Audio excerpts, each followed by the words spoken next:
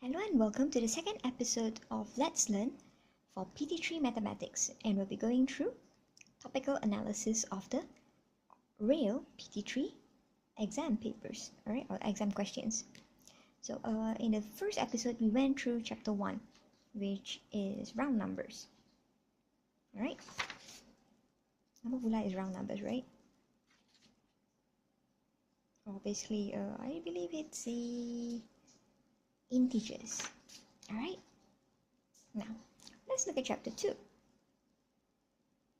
Well, by the way, if you like what I'm doing here, please hit the subscribe button, alright, and as well as the bell button so that you can receive notifications for when I release a new video. Okay, I'll be going through mostly mathematics. If I do have time, I will go through maybe either science or English. Okay, I won't claim that I'm an expert in English, because I do make grammatical mistakes as well. Right? I don't major in English at all. Alright, I learned English in school, and I had good teachers, so I didn't really have to go for tuition classes. I don't think I went for any tuition classes for English. Alright, but I do have a degree in engineering, alright, and thus mathematics. Haha. And hey, girls can do engineering too, alright? So chapter 2, Urutan dan Pola Nombor. Sorry, they don't have it in English. And there we go. There, it's clear again. Sorry, I'm using my phone right now. Basically, I'm on a low budget. Don't really have that much money to spend on, well, basically expensive equipment. Alright, I've just gotten myself a new stand. Hopefully, the camera won't shake when the table shakes as well. You see, the table does shake because I'm basically just using a banquet table. I don't have a proper study table. Alright, okay, so 1A. Diagram 8.1 shows 5 sets of black and white cans. A number of marbles are put into the black and white cans according to a certain number sequence. Alright,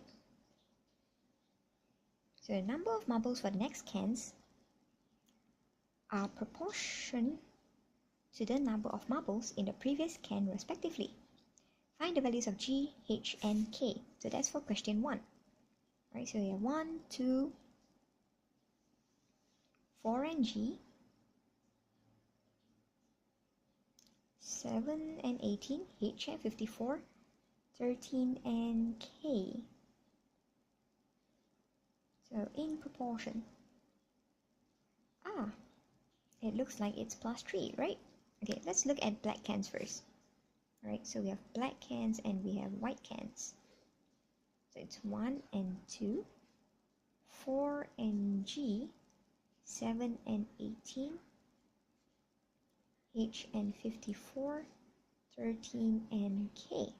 Alright, so between 1 and 4, you have a plus 3. 4 and 7, another plus 3. Alright, so let's test this out. Plus 3, this would be 10, right? And then if we plus 3, 10 plus 3 would be 13, yes. So that means H is equals to 7 plus 3, which is 10. Okay? Now let's look at W. Ooh, this is a bit difficult, isn't it? Let's see. 18 to 54. 54 minus 18 is? Okay, I'm very lazy today. So let's see. 54 minus 18 is 36. Alright? And there's no way that it's 2 plus 36 plus 36, right? So let's see. What if it's 54 divided by 18? 54 divided by 1/8 is 3. So it's times 3. I think it works. So 2 times 3 would be 6, right? 6 times 3 would be 18. Yes, that's correct. 54 times 3. So G is equals to 2 times 3, which is 6. And K is equals to 54 times 3, which is 4 times 3 is 12. 3 times 5 is 15. Remember your 162. If you're not certain, 54 times 3. 54 times 3. 162. Alright? So that's your answer right there. H is 10, G is 6, K is 162. Now, don't worry if you don't see the pattern. You can try to times and add or subtract or divide. Alright? Eventually, you will be able to find the pattern. So don't worry about it. Right? Maths is generally easy. Okay? Alright then, let's look at question 2a. Diagram 8.1 shows the pattern for a sequence consists of a few buttons. Now, based on the amount of buttons in diagram 8.1, find the fourth and fifth terms of the pattern. So for the first one, right, they form pentagons. So for the first one, how many buttons are there? 4, right? Second one would be 1, 2, 3, 4, 5, 6, 7. There are 7 of them.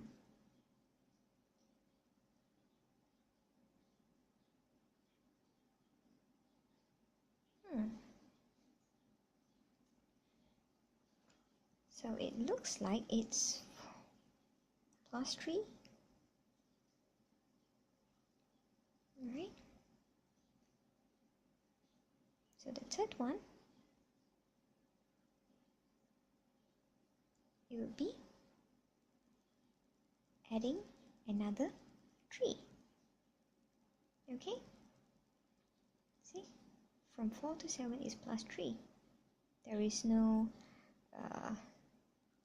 multiplication or division, right, where you can get 4 to 7. So this one will be plus 3, plus 3, plus 3 for the fourth and the fifth, right? 7 plus 3 is 10, right? 10 plus 3, 13. 13 plus 3 is 16. Okay?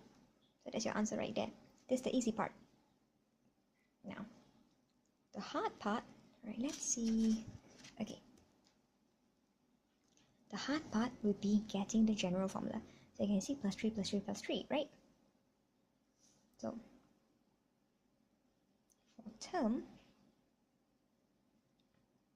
n, alright, or the nth term, we have our first value, which is 4, times, plus 3 times, okay, we add 3 every single time, right? But we can't say, oh, okay, 3 times 1 for 2. Okay? It would be annoying because you have to keep changing this part.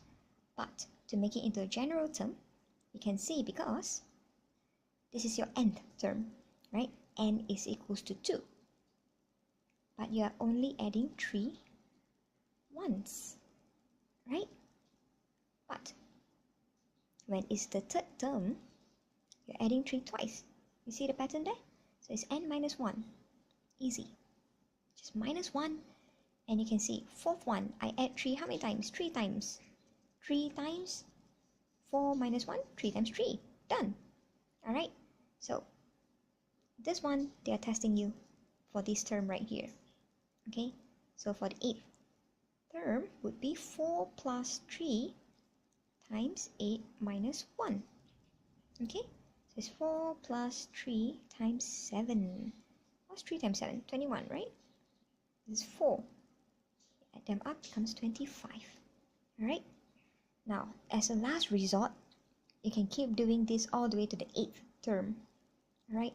But it would be best if you can come up with this general formula. Because any term that they want from you, you can give it to them in a matter of seconds. Alright, instead of going, oh, 1, 2, 3, 4. Imagine if they're asking for term number 100. You'll be in trouble, right? And it'll be a waste of time. So learn how to do this. It's very important. It will also help you when you go up to Form 4 and Form 5. Alright? Now let's look at the next question, shall we?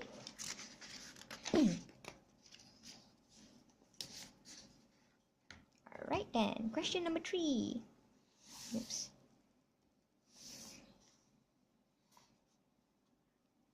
Diagram 8.1 shows two number sequence A and B. Alright.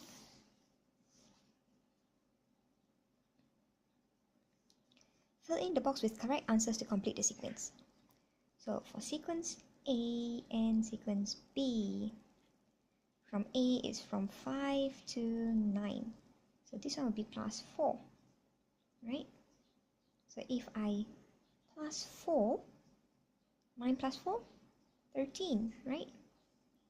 Plus 4 will be 17. Oh yay, that's correct, right? Let's check it again. 21, correct? So that means this one, your 13, belongs to here. Now for B, start at 1, then you have 4, then you have 9. Okay, 1 to 4 is what? It's a plus 3, right? Plus 3. 4 to 9 is plus 5. Now that's interesting. Don't you think so? 4 to 9 is plus 5. What are we gonna do?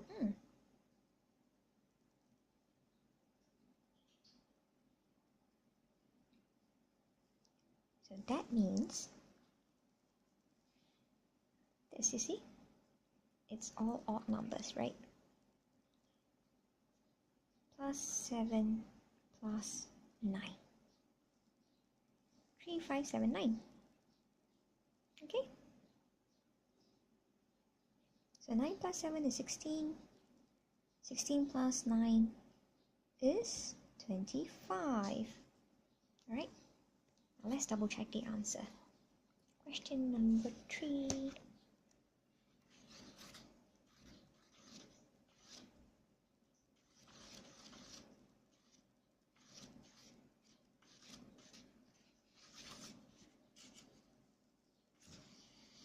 Oh, there we go. Alright. 1. 1, 4, 9, 16, 25. 1, 4, 9, 16, 25. Alright? So just look at the pattern. Don't be scared. Alright? It's not supposed to be difficult. Alright then. Next question. 4a. So diagram 3.1 shows three numbers 2, 7 and 9. Based on diagram 3.1, choose and write the correct number for the following statements in the following table. A number when added to 15 will form... Come on, focus back, focus back. It's not focusing. Oh man. I really wish I have the money to buy a good camera for, to do all this for you. But unfortunately, I am studying and working at the same time. Right? So, well, when you're studying and you're working at the same time, you don't exactly earn as much as people who work a full-time job. Which is sad, I know. But, I really do love science and I do love what I do. Alright? Now, a number when added to 15 will form a prime number. Yikes. So let's see.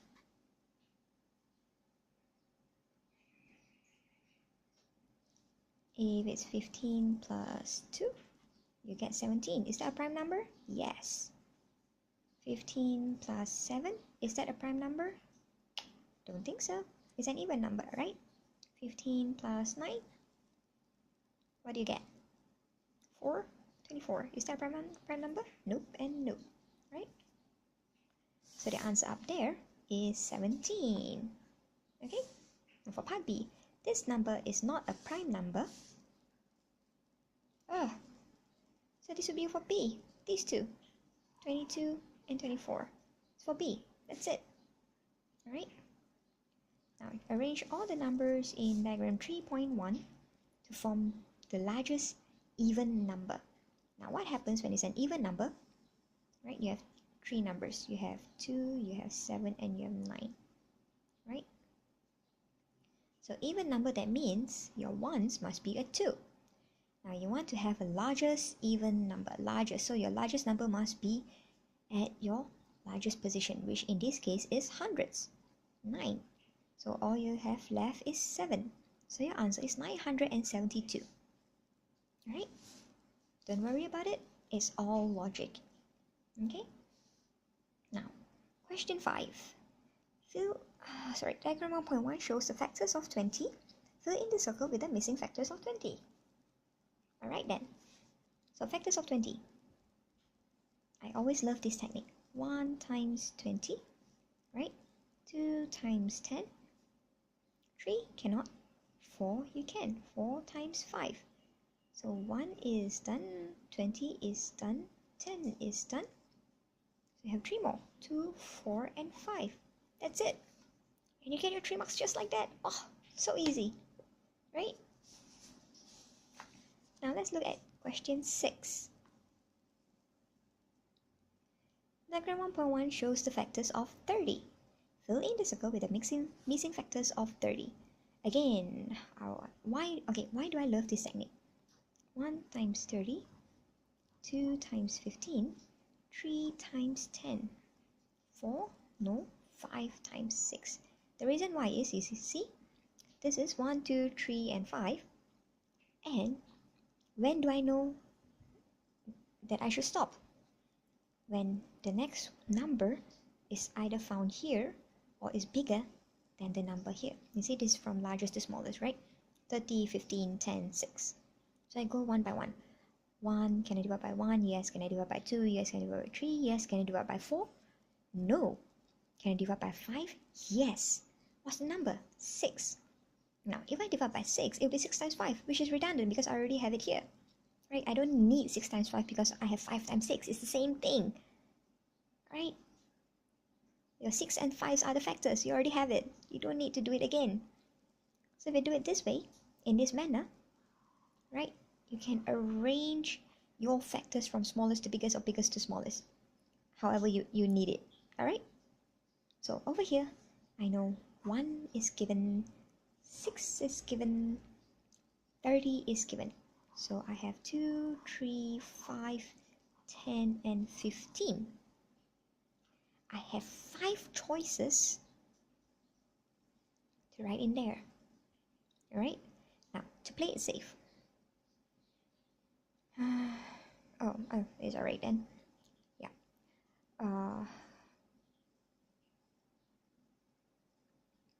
In this case, you don't really need to play it safe because 136.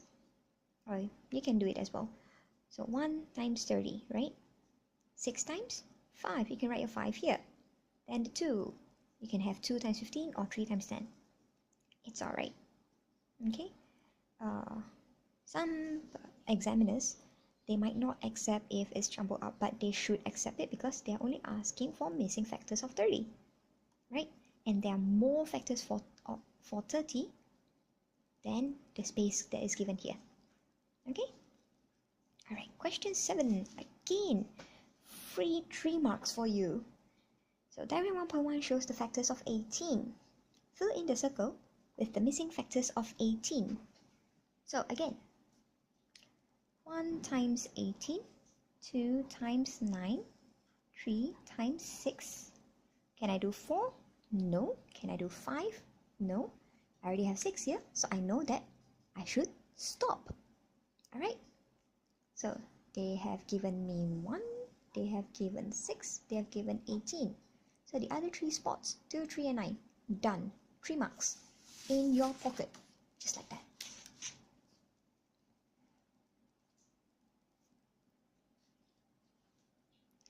Alright then, question 8. Diagram 3.1 shows one of the methods of finding the highest common factor and the lowest common multiples for 12 and 32. Match the correct answer.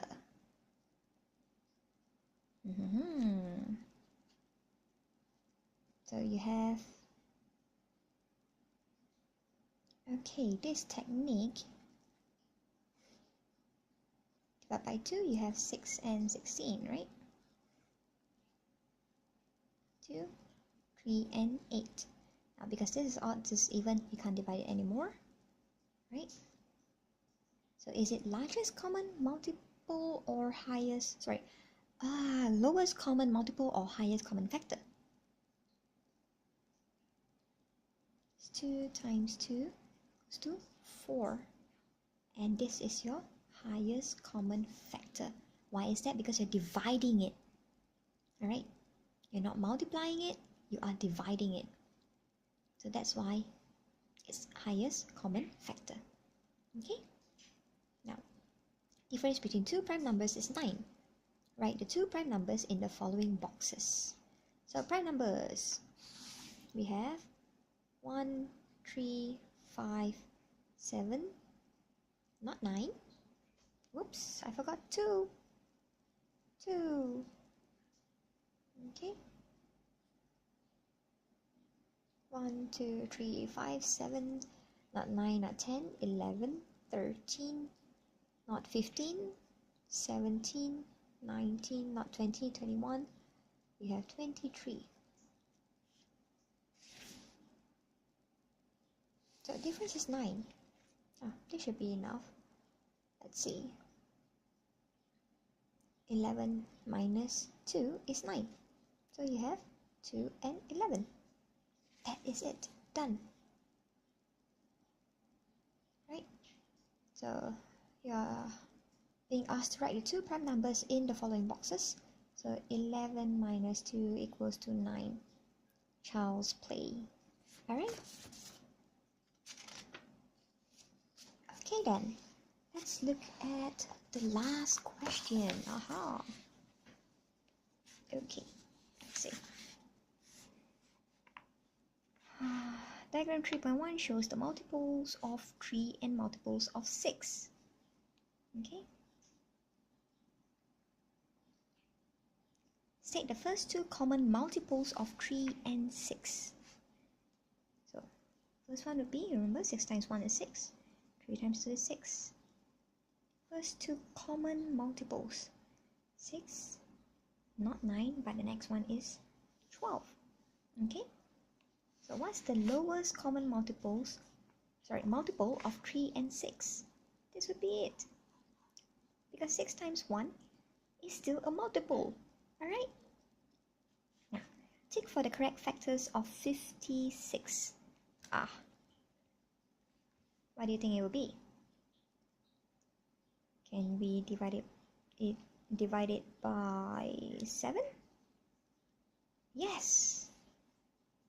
Right? But look over here. There's 8 here. Correct factors, alright?